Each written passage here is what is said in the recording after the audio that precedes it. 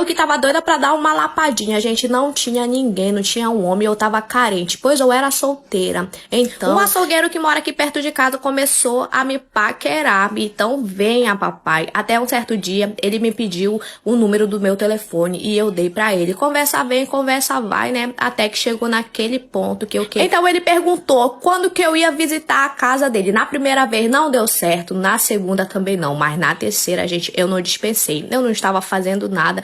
Então resolvi ali ligar pra ele dizendo que estava tudo ok, que nesse dia dava pra dar uma lapadinha. Então eu cheguei na casa do bode. Eu fiquei impactada com a casa dele. Era bagunça demais, era roupa jogada no chão, era roupa sabe lá de quantos dias, era tapu. Eu nem dei muita importância, pois o homem era solteiro. E esses homens que são solteiros, a casa é assim mesmo. Então arrumei lá a cama, terminei de dar uma lapada gostosa e falei pra ele que eu poderia lá ajudar ele com a casa dele, fazer uma... Ele falou mesmo assim, que quando eu saísse era pra me fechar a casa dele. Beleza, pois ele ia pro trabalho. E com essa lapadinha, meu dia começou bem, gente. E eu fiz a faxina lá do cara, do camarada, só que depois chegou uma mulher, gente. Ela perguntou o que eu tava fazendo na casa dela. E eu nem sabia que o homem era casado, pois ele falou pra mim que era solteiro. Mas pra mim não levar uma surra dela, eu falei que o marido dela tinha me contratado pra fazer uma faxina. E ela acreditou. Ela nem imagina que eu deitei com o homem dela. E terminando a faxina, ela me perguntou se ele tinha me pagado. E eu falei que não, como eu não sou besta nem nada, eu falei que ele tinha dado a ordem de eu esperar ela, pois ela ia pagar. Então ela perguntou quanto que era o serviço, eu falei R$300. E nesse dia eu fiquei muito feliz. Além de dar uma lapadinha de graça, eu ainda ganhei R$300.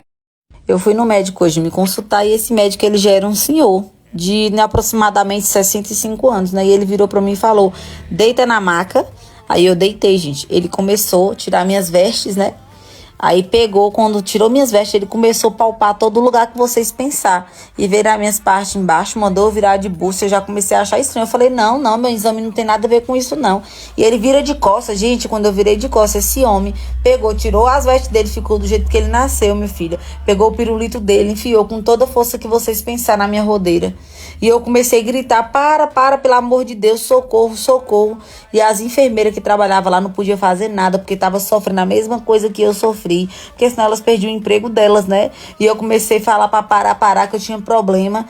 E aí ele pegou. Gente, quando esse homem colocou com tudo esse pirulito, foi esse homem pegou, quando me virou de frente e começou a pegar na minha moranga, começou a bilungar, né, na minha moranga na frente. E eu comecei a gritar de dor pra parar. Porque eu já não tava bem, gente. Eu já tava ruim de saúde, tô passando por um problema, né?